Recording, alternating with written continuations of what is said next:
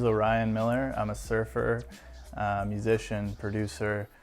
Generally, I dig creative stuff, and yeah, I'm living here in Montreal, doing my thing. I'm from BC originally. Moved out here basically because of the thriving arts scene.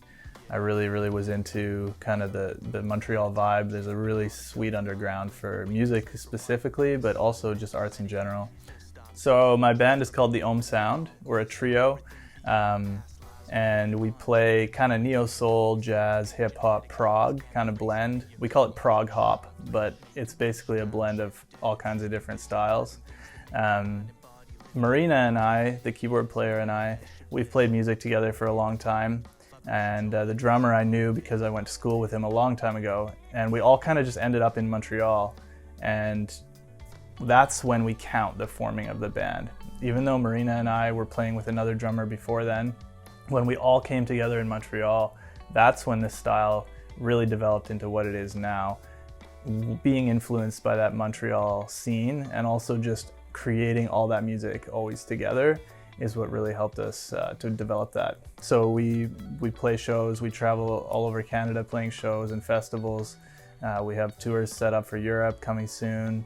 I do all the production myself, which is also another unique feature of what we do because we can have total creative liberty and there's no limits. If we have a song and we want to write it and then we want to record it, we can do it the same day just like that. So it's really freeing having that ability. Lyrically, we have a strong hip-hop element in our music, and I think Montreal also influenced that. I already rapped before coming here, but when I came to Montreal and saw the MCs here and got more into the hip-hop scene here, it further developed that sound and hip-hop or rapping as a tool to spread some kind of social change or some kind of message. And just having traveled, we have a really strong message of unity and bringing people together and coming into your kind of personal power, overcoming your shit. And I think that's music is an amazing tool, and being able to express that kind of message is a really cool thing to be able to share.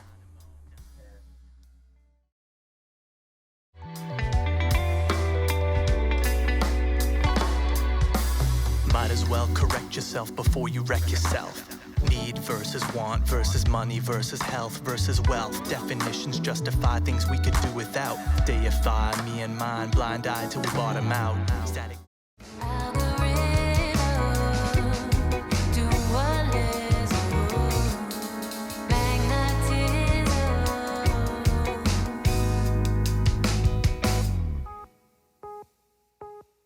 The rhythm of a man, a woman walking.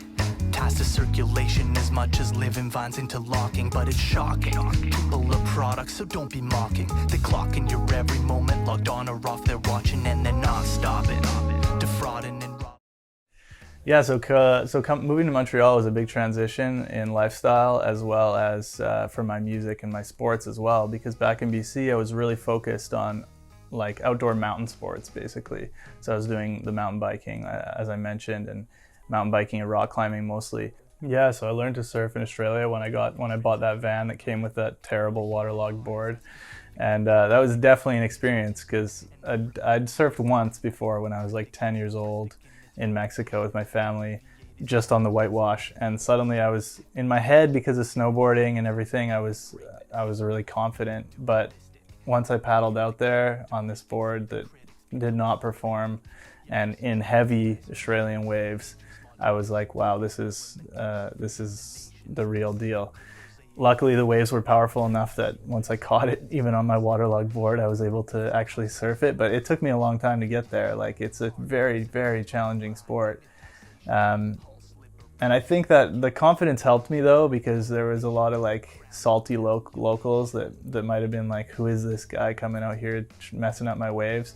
But the fact that I was out there on such a crappy board in such big surf, and that I was still willing to go for it and just get slammed, I think I gained a bit of respect there, which was nice. I didn't have to deal with any like antagonistic attitudes, which is kind of common in big surf spots. So I was really lucky that I had kind of I was on my own, but I wasn't pushed out, which was really nice. and it's even better if you have a supportive group, but that's, I was traveling, I was moving every single day. So basically after a while I figured it out. I learned to surf sort of, and I loved it though. Even if I didn't catch a wave, just being out in the salt water and the sunshine in Australia was absolutely amazing. So I totally fell in love with the sport, and the few times that I got, a little lick of foam over my shoulder as I was trying to ride a wave, it was like such an amazing experience that I was 100% hooked for life. So when we moved back here to Canada, I was like, I didn't really think about it. I was more on the music train. I was like, I want to go out to Montreal and explore that. But when I found out there was a river wave here, I was like, this is gonna change my life. I'm gonna keep doing this sport. And it's really almost like a mind cleanse. You can have so much stuff going on in your life, but the minute I get out in the water, all that goes away. And I hear a ton of surfers talk about that as well. And luckily in Montreal, the community is really cool. Everyone's super supportive. I think river surfing, because the wave is static, basically the current's coming and it hits a rock or some kind of thing on the bottom, and it pushes the water forward and creates like a turbulent, basically it looks just like an ocean wave, except it's not moving. I think the fact that the wave is always there makes people stress a lot less, and it makes the communities a lot more welcoming. That's a really cool thing. I've found that in Ottawa when I've surfed there. In Alberta, there's a river wave in Kananaskis, same thing. It's a really chill vibe, and here in Montreal as well. And as far as the actual surfing, it's different. It's like another sport. The wave is still, it's not, so it's a lot less kind of on your rails, kind of trying to move with the wave, and you have more time basically to anticipate your movements. And you have to be, just like in the ocean, when you catch speed and you go ahead, you need to do a cutback to slow yourself down so that you don't run away from the wave and lose it. In the river, though, it's weird because you're the one moving and the wave is not. So really it's the same motions, but it's totally different in application. It feels really bizarre when you first start doing it. And depending on the level of the water, the wave can be like knee high or so, and kind of really mushy, and it's almost like you're going uphill, like really weird and choppy. Or it can be like shoulder high, totally green, meaning no foam at the top. You have to paddle super hard to get in, and you have this like 20 to 30 foot space of just play space where you can just shred back and forth, like backside or front side, whatever you like. So a lot of people ask me like, what's going through your head when you're surfing in the winter in Montreal? And basically nothing's really going through my head. There's a wave, and no matter what the temperature is, I'm gonna be there. So as long as you have good equipment, you'll be okay. But there is a line as well, and it's a very different thing than the summer. The summer you can hang out there all day. You don't really think as much about any of the dangers besides actually swimming through rapids. But in the winter, if you do get cold, you're gonna get hypothermia for sure. So you make sure you're well equipped, you make sure your car's nearby, you bring hot water and tea and all that kind of thing. But once you're equipped, it's not that big of a deal, and it's pretty awesome because there's way less people. And most people aren't willing to put up with the discomfort that goes along with winter surfing. When it's minus 20 Celsius plus another 10 degrees of wind chill, like it gets uncomfortable. It's blizzarding, you can't really see the wave. So it's another thing, but it's also another world. You're out there and you can't see anything except for you and the wave, the whole circle. Sometimes the shore is blotted out because of blizzard. You can't even see where you are. It's a pretty magical thing. Yeah, the ice is another thing. If ever people want to come out or want to try surfing in the winter, I always say, yeah, like I'll go out with you and show you the ropes, because sometimes it looks like slush coming down, and you get out there and it's like thick pieces of ice like this, and it looks like broken glass. And as it comes down, it's about 1 to 2 feet thick of this like thick shards of ice. And if that hits your board, it's gonna smash your board. For one, you're gonna have big dents in it. And if you hit your head on it or something, then that's obviously even more dangerous. Sometimes there's a big swirling pit of this like kind of churning ice chunks. They're all like from between this size to smaller, and they're about this thick and about a foot deep. And you have to, if you get stuck in that swirling pit, it's like dragging yourself across sand. You can't really swim. You're just kind of dragging yourself across the ice. It's savage, but I love it. It's amazing.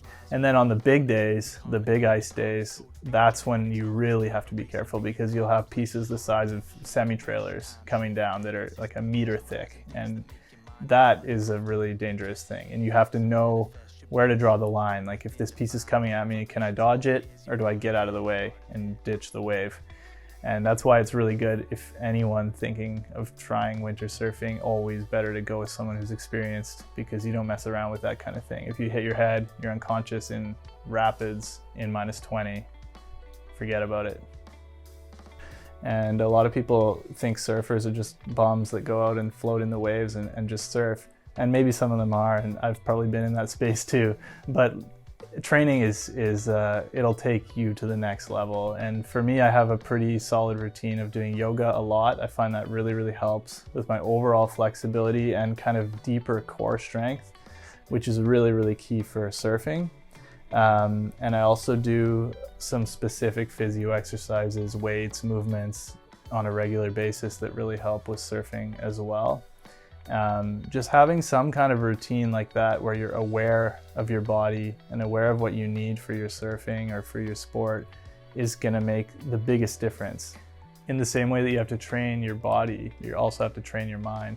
So it's, I think especially, it's important for any sport, but especially in a sport where you're in a quote unquote dangerous situation, if fear comes in, you're done. Your body's not going to perform. And that could be a football player being worried because the other team has a star player, or that could be because you're paddling into a really heavy wave and you're afraid that if you start thinking about the worst case scenario, that's going to totally mess you up, and then you won't perform, and then that worst case scenario is more likely to happen. So I really love the whole sports psychology aspect behind that, and also just applied to life in general, like having a good attitude towards pretty much anything that comes into your life is super important.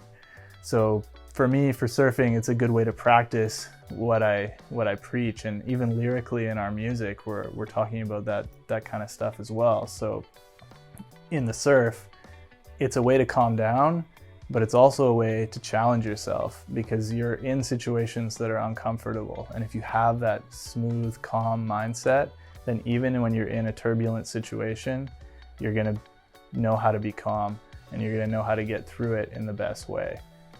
So that's kind of the philosophy behind how I surf and how I want to live my life, is to be chill even when shit's going down. And that's something that's I think everyone could learn from in COVID. I think everyone's being forced to learn that lesson because of COVID anyway. So if you can practice on your own time through meditation or surfing or your own sport or just any kind of discipline really, then it's going to help your life overall. But I trained for this, retaliate, lyrical hook to KO. Shift time, I'm with it, intuition, no tomorrow. Incipient intelligence, ingrained in power, borrow. Slip into the dynamo.